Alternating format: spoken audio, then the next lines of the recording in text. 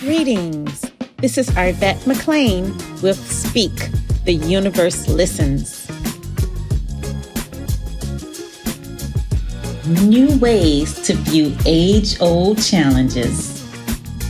Change your thoughts, change your life. Step into the bigness of you.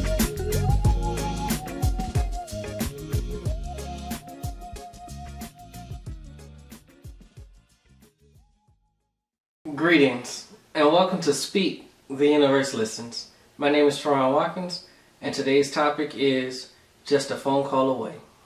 So oftentimes, Arvette, Rodney, Steven, and I are often having conversations before and after recording. Well, this time I decided to click the record button as we were having the conversation, and we discussed an array of topics, starting with how we dealt with the COVID-19 pandemic, leading on to how we deal with loss and different things. I hope you enjoy this candid conversation. Stay tuned. After COVID, and you look like, yeah, that was just like, you know what I'm saying? Like, everything seemed like it was so long ago. I'm like AC, BC. Yeah, that's exactly what it is. PC, pre-COVID. Then it's like, every time you describe something now, it's like, yeah, that was before COVID. Like, it's crazy. That's the new timeline. Like, we no longer describe things in years, we describe it in where it is in relation to COVID. Yeah, I'll never forget when it started, though. Y'all remember me? Like, nah, we going to Vegas still. You don't remember that? Who was on there? Remember, it was my birthday.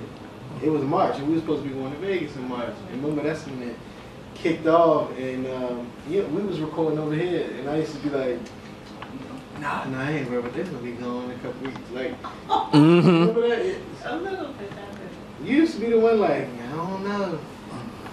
What was I saying? You'd be like, I don't know. You know, I don't think y'all going on that. But you were the one that was like, something different about this year. Yeah. Do y'all feel it? Man, you did keep saying that. I never thought about that. So then it's like a ton of bricks. Just could never believe it. And I remember, were you at the table? We were sitting right here. It was me, you, Nate. Yep. Sashonda. I'm trying to think. But yeah, we were sitting right here having dinner, and I remember Nate was saying they buying up all the toilet paper. Like, what? Yeah, that used to trip me out. I was like, Yeah. what is, I said, man, my dad said, that don't even make no sense. Why they buying all the booty paper for? What COVID got to do with your butt? It seemed like a whole different thing. Yeah, it was great. Yeah. Like what? Nobody Probably did. days later. Couple days later, it started rolling. Alcohol in the store, you couldn't find no alcohol. Man, You couldn't find no hand sanitizer. No disinfectant, Oh, yeah, no. everybody making hand sanitizer, making masks. Even when everything was like inflated, Yeah. like hand sanitizer, if you go in the store and that could be $10, or like everything was just crazy price. That was a crazy I time. think that was around COVID. That's the time like everybody started being super duper clean. Like super duper clean. I seen people at the gas station they had gloves on, open palm, you know. And I'm like, well, you know, geez. Ironically about COVID, we were supposed to be separate during COVID, but I felt like I got a lot closer with people during COVID. Because you really was only seeing your circle for real, like. Yeah. And I remember during COVID, I was spending a lot of time with my dad. I don't never go over there now. Just because my own life routine, you know, like Right. you get caught up in your own, doing your own thing. But yeah, like I just remember getting close and spending a lot of time with people. You know, I even gained friendships, like tight friendships during COVID. Yeah, it was the same for me too. It was interesting. Like, my experience with COVID was very interesting. In the beginning, I remember like when it was first happening, I didn't pay it much mind. I was like, yeah, you know, it's happening. I think we should take it serious. I had in my mind that Vegas wasn't happening because I had started seeing things shut down. And I was like, yeah, that's where we at and whatever. It'll be gone in a couple weeks. And then I started losing people, and it was like, oh, this is like real. And it was like, okay. And then that happened. And I was like, all right, still get into your regular routine. Like Ross said, I started becoming a whole lot closer to people. Friendships started growing drastically, and everybody was closer. But then, like, people started leaving again. Like, I lost another family member. And that's when COVID actually made me come to my realization of how I truly feel about death, actually. I think it was a lot happening at that time that I knew, all right, you got to figure something out. Because you don't want to continue to be sad, and this isn't going to work. And it ain't looking too bright in terms of, like, this is going to slow down. So you should try to try and figure out, like, how do you really feel about this? And I remember calling you so often talking about it. And then I don't know when it happened, it just clicked. It was like, oh, they ain't really gone though. Like, they here. And I said it once, and then I kept saying it, and then it just became the thing. And then, I'll be honest, I think I believed it, but I don't think I truly believed it until I said it at my aunt's funeral, and everybody else responded to it. I was like, no, like, you mean it. Like, and everybody else in here feel you mean it. Yeah, so COVID definitely changed that for me too. Now, do you have any insight on why so many of your family members were affected? Not really, other than I just tell myself that, No, I do. Okay, so what I tell myself now is I think all of that kind of had to happen because I think it did bring a different type of unity to my family.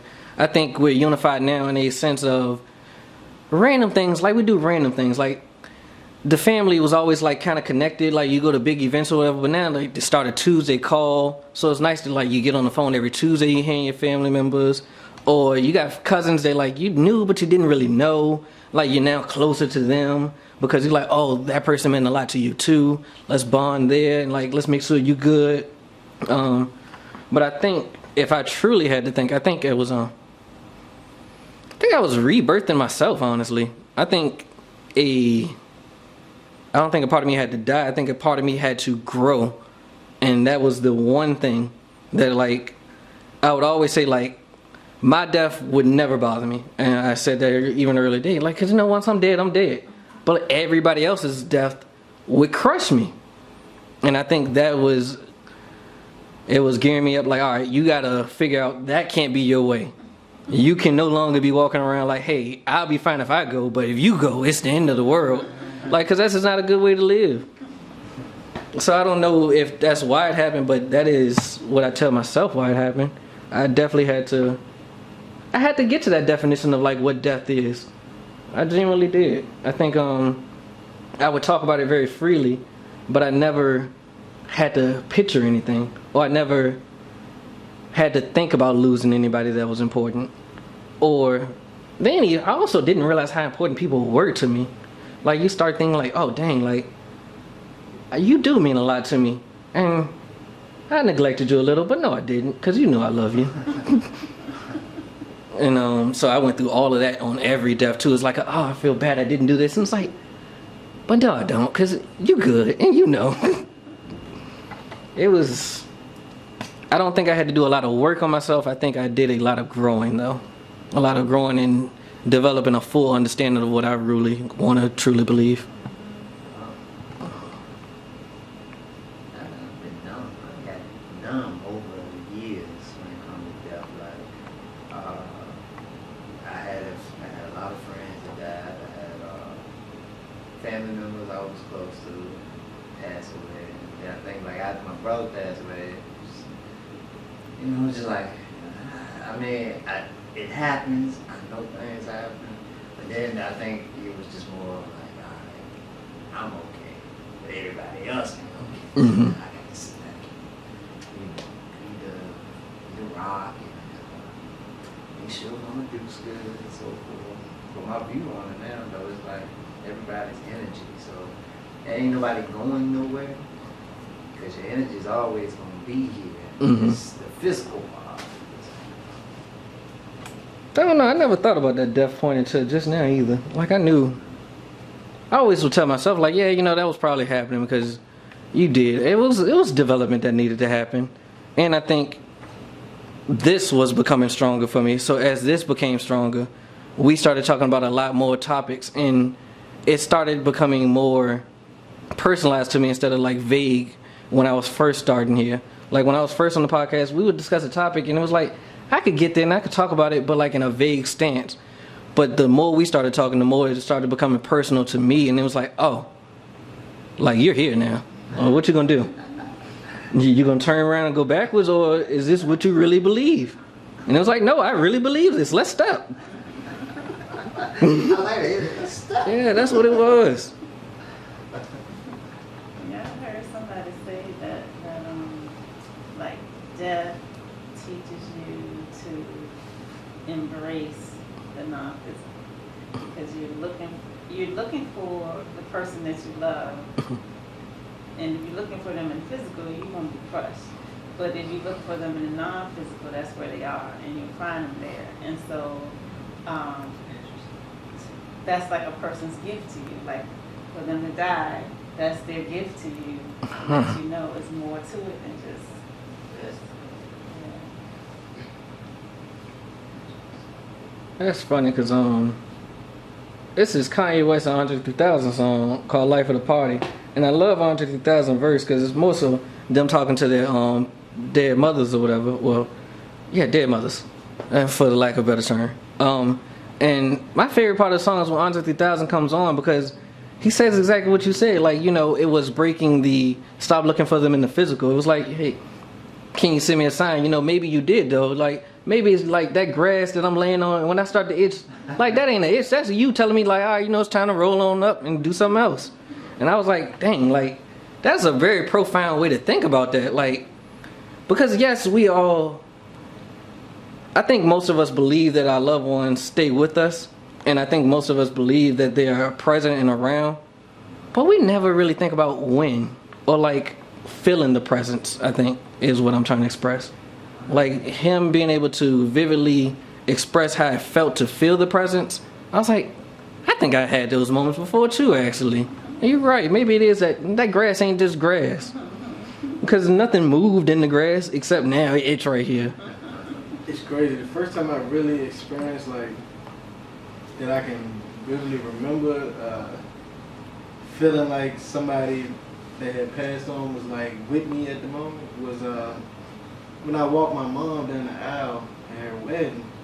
Like I could feel my grandpa there.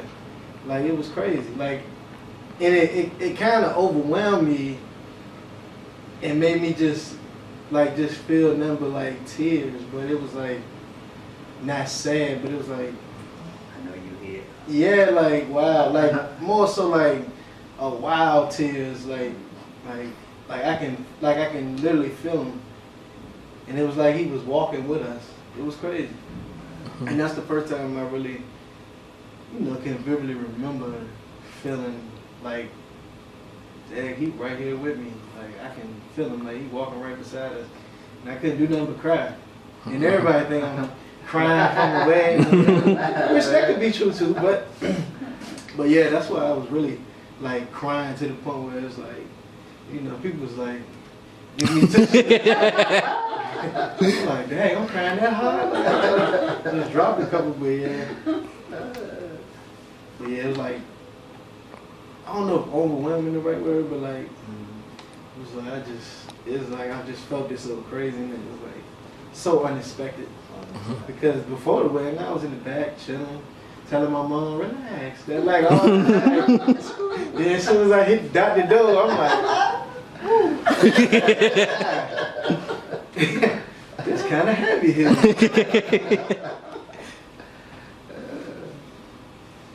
They say sometimes,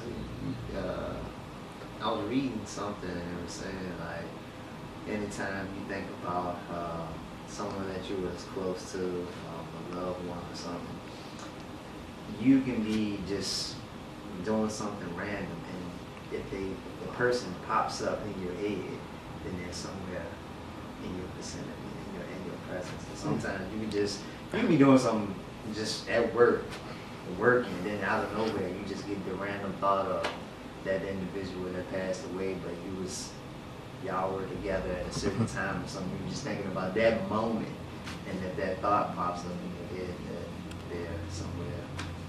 Good imagine. I could get that. I want to. Let me ask y'all something though. Yeah. So lately, as I get older, because like anybody in my family will tell you how close me and my grandpa was as a kid, right? But as I get older, it feels like my image of what he looks like starts to get more and more distant. Mm-hmm. Like, at first I could tell you exactly what he looked like, exactly his facial expressions, all of this, you know. But it's like that get more and more distant, you know. Now, y'all can experience that before? Yeah, I can say I have. You know, I was close to my grandma. I was really close to her. And when she died when I was young. I was like 5th grade, and she passed away. And so I can't really remember like exactly how she looked now. Mm-hmm. So it's like, but I can still remember some of the things that, you know. It's like you remember moments. Yeah, Mm-hmm. I remember moments, but they're very faded, you know. Very faded out. But I think over time, those things are. Yeah. Cause like I go in my grandma's house and I look at the pictures and be like, oh, like this was like now, like this was him. I can, you know what I mean? Like, but if I'm just like walking through life or whatever, and I think about, oh, he told me this when I was a kid. Like, I can't really, like the visual of him is distant, but like the moment, I still remember the moment and how I felt and all that. But the visual isn't that there as much. It's the voices for me. Like I can still, it's weird. I can visualize everybody still, but I have no idea how anybody sounded to me anymore. Like I can't hear anybody's voice anymore. So now whenever I hear them speaking, it's in my own voice because I just genuinely don't remember what they sounded like. It frustrates me sometimes, and then it's like, wait, what's frustrating about that? So I got 2 experiences where people who were my husband's loved ones that came to me. So one was your grandfather came in my dream and gave me a message to give to Perry. I don't remember the message now, but yeah, so when I told him, I was like, does that make sense to you? And he was like, mm-hmm. Oh wow. And then recently, like actually it was December 31st. So Harry had went into to get a massage, and I just sat in the car while he was getting a massage. So I was like doing my hair in the car, whatever. Car, you know, no keys in the car. Actually, the car is like a push button. Mm-hmm. But it was no keys in the car, nothing, right? And I'm just doing my hair, and I think I was on the phone as well. And all of a sudden, the radio comes on. And so I'm like, what the bling, bling, bling, you know, but you know, give my little dance on and everything. And so I'm in the middle of a song, and I'm like singing, and then the radio cuts off. And so that's that. So anyway, I tell him that this happened. So I'm like, you know, your radio just came on or whatever. And so he's just kind of like, and I'm like, you know, does your radio just come on? Right. And he was like, And so I'm like really like tripping, like, okay, but the radio came on. And it's like he had no response to this. Wow. So then the next day, we're like looking out the window, and it's like all these red birds outside. And so I was like, well, you know, they say, you know, your loved ones come back to you as red birds, and you know, da da da da. And I was like, so I said, when I come back, I'm gonna come back as a bluebird or whatever, so that you'll know that that one is me. And so he said, yeah. So Carol said when she come back, she's gonna turn on the radio. I'm like, she turned the radio on yesterday. Yeah. You know? I'm like, did you remember that? Like, he's like, no, I'm just now remembering. I'm like, okay, well, yeah, she was here yesterday. She turned that radio on in your car. I remember I used to be scared. Like when my grandma passed away, my dad, he moved into her house, right? So when he moved into her house, you know, at that time I still was living with my mom. So I came over to visit on the weekends, and I remember every time I used to come over there, I used to be scared when we used to go to work and I'm in the house by myself and it's slightly noise I hear. I'm like, and then I used to stay in my grandma's room, so that made it even like a little bit more sketchy for me. I'm like, look, I love you, but don't pop up on me. Don't pop up. I heard someone say before, like, your loved ones might do little stuff to mess with you. Like, you know for a fact you put your keys right here, but they over here now. Like, just do little stuff to, you know. That's what you. So my dad, I always figured it was him who would come back because we were staying here actually, and in the bedroom, whenever it was time to go to bed, it would be like all this smoke, like the smell of all this smoke. And like, them people next door, they smoke like a chimney. It's like coming all through the walls and stuff. And so every day I'd be like, man, they be smoking like a chimney. They be smoking like a chimney. Come to find out, there's nobody next door. Nobody lives next door. Right? And I was like, oh, that was probably my dad. And so then I realized like I could go to different places where I'm identifying smoke, thinking there's other people smoking and there's nobody. I'm like, oh, okay, this is my dad dropping by to say hello. Interesting. I think I had a interesting experience not too long ago. I went to go visit my grandma's gravesite, out in Chesterfield. And so it's been years since I've been out there, right? So I go out there and pull up at the gravesite, sit back, talking to her. I'm looking like I'm crazy, but I'm talking to her. And I just so happened to turn around and I know it was this white lady and she was just jogging in the cemetery. And this cemetery is huge now. And I'm all the way in the back, like all the way in the back. So I see the little lady jogging, she waving, I wave back. So I turn around and as soon as I turn back around, I just thought about it, like, I'm in the back of the cemetery now. I'm looking up front and I'm like, I know she ain't get all the way up there. Then I'm looking back, I'm thinking to myself, Grandma. I was like, you messing with me right now, man. I was like, alright. I was like, I just letting my mind was going everywhere. Interesting. I remember hearing a phrase. It was actually in the beginning of a friend had actually told me, like, right when I was losing my aunt, they like, yeah, grieving is inevitable, but suffering is optional. And I took that and I ran with that for a little while. But now, I think both are optional. I think you don't have to grieve. Well, you don't have to grieve in the sense of that word, in the sense of what that word usually is used as. Like now, I think, it's okay to be. You can be happy and like grieve, or like. I think both are optional. You can. Yeah, I think both are optional because you don't have to grieve something that's not going. There we go.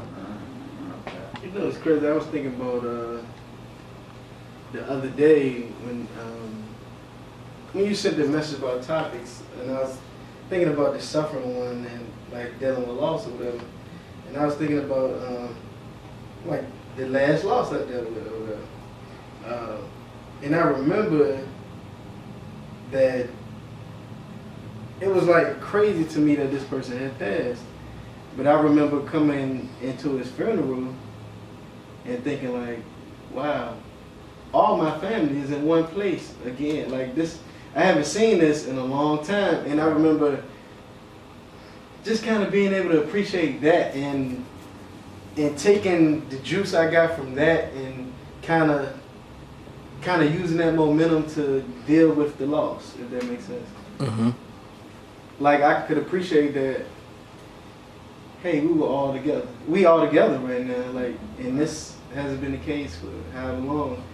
And knowing the person that died, he was all about family and you know all of that. So it's like I kind of use that. Yeah. Well, so this is a topic about what's About grief, suffering, and loss.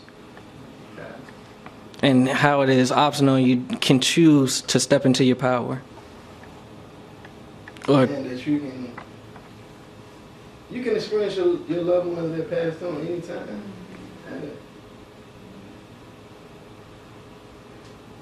Had those moments when you experience somebody you love that has passed away, but they pretty much be still with you some way, somehow. mm-hmm. And I think when you align and really connected, that they always, like the metaphor I use is a phone call away. Like they always right there. Like you always can talk to them or connect with them. And I heard somebody say that when your vibration is low, when you're sad, you can't connect with your loved ones because they can't get their vibration that low Anymore. So in order for you to connect with them, you have to raise your vibration, and then that's where they are. That makes so much sense. So that goes back to like what you were saying, like with your grandfather, like you can't really remember him. Like you start like seeing his facial features. Right. Because you at that time he was hurt, you know, pain, grieving. And I think about that even for like with my grandma, you know, at that time I was hurt. And just throughout life it's like moving years have passed.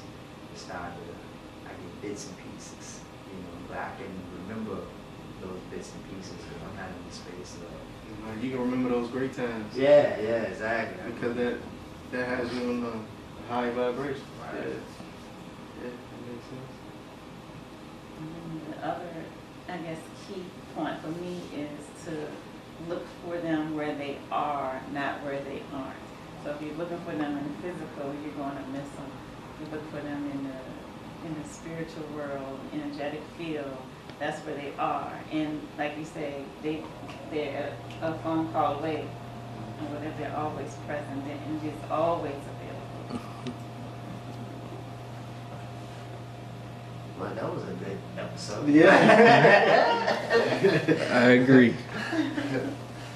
So I don't know at what point we started recording. So I don't know what you all missed, but thank you for joining us, and we hope there's some interesting tidbits in this conversation.